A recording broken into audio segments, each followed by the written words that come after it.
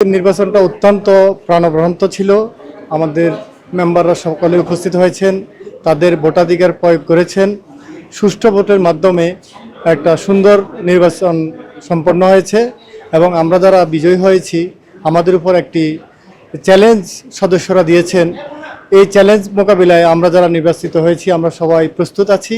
আগামী দিনে ল রিপোর্টার্স ফোরামকে আমরা সুসংগঠিত এবং মর্যাদাপূর্ণ একটি সংগঠন হিসাবে যেভাবে বর্তমানে আছে এর চেয়ে আরও এর মর্যাদা এবং ডিগনিটি আমরা অনেক উপরে নিয়ে যেতে চাই।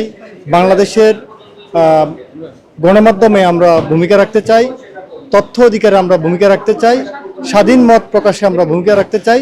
ল রিপোর্টার্স ফোরামের সকল কার্যক্রম বাংলাদেশের মিডিয়াতে যেন সুন্দরভাবে আছে সেটা আমরা চেষ্টা করব।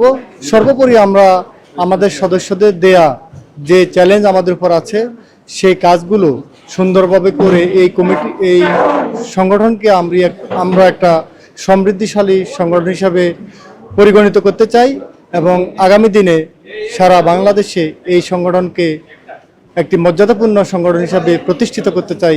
সেই প্রত্যয় নিয়ে আমরা এগিয়ে যেতে চাই, সকলের সহযোগিতা চাই। আমি আজকে সাধারণ সম্পাদক নির্বাচিত হয়েছি। ল রিপোর্টার্স ফোরামের সদস্যরা আমাকে ভোট দিয়ে নির্বাচিত করেছেন। নির্বাচনটি অত্যন্ত উত্তেজনাপূর্ণ এবং খুবই হাড্ডাহাড্ডি হয়েছে।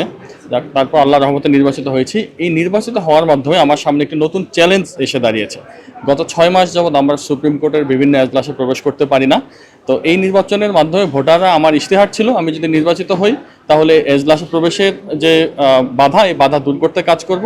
এটা এখন আমার উপরে দায়িত্ব হিসেবে অর্পিত হয়েছে। ভোটার আমাকে আমার ইশতেহার অনুযায়ী ভোট দিয়েছে এবং এই দায়িত্ব আমার এখন পালন করা বাধ্যতামূলক হয়েছে বলে আমি মনে করি। আমি খুবই আশাবাদী কমিটিতে যারা আছেন, সভাপতি সহসভাপতি সহ বিভিন্ন পদে যারা নির্বাচিত হয়েছেন, পূর্ণাঙ্গ কমিটি আমাদের সবাই একসঙ্গে, সবাই খুবই ভালো একটি কমিটি হয়েছে। সবাইকে নিয়ে আমরা যে কোনো বাধা দূর করতে এবং অধিকার আদায়ে আমরা কাজ করবো ইনশাআল্লাহ।